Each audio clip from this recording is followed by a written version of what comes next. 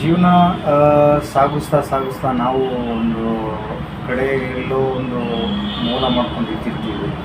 But ಅಂಥ ಟೈಮಲ್ಲೂ ಏನೋ ಒಂದು ಲೈಫಲ್ಲಿ ಒಂದು ಪರಿಸ್ಥಿತಿ ಅಂತ ಬಂದಾಗ ಹಿಡಿದು ಬಿಡ್ತೀವಿ ಲೈಫಲ್ಲಿ. ಯಾಕಂದರೆ ಏನೋ ಒಂದು ಮೈಂಡಲ್ಲಿ ಡಿಸೈಡ್ ಮಾಡ್ಕೊಂಡಿರ್ತೀವಿ, ಈ ಥರ ಇದೇ ವೇನಲ್ಲಿ ಹೋಗಬೇಕು, ಇದೇ ವೇನಲ್ಲಿ ಏನೋ ಒಂದು ದಾಟಬೇಕು, ಒಂದು ದಡ ಸೇರಬೇಕು ಅಂತ.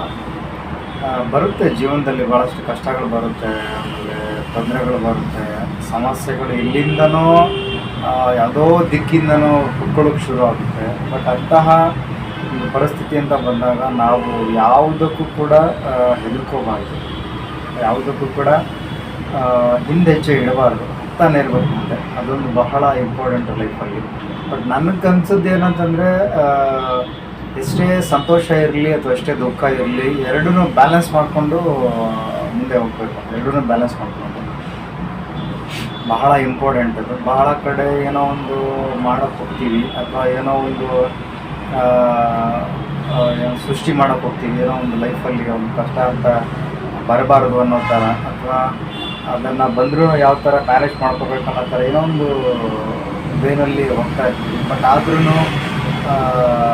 ಸುಮ್ಮನೆ ಇರಲ್ಲ, ಏನೋ ಒಂದು ಬಂದು ಹಾಕ್ಕೊಂಡು ಬಿಡುತ್ತೆ ಲೈಫಲ್ಲಿ. ಅಂಥ ಟೈಮಲ್ಲೂ ಕೂಡ ನಾವು ಇದಕ್ಕೆ ಬಂದದೆ ಒಂದು ಒಳ್ಳೆಯ ರೀತಿಯಿಂದ ಇರಬೇಕು. ಅಷ್ಟು ಹೇಳೋಕ್ಕೆ ಇಷ್ಟಪಡ್ತೀನಿ. Thank you very much.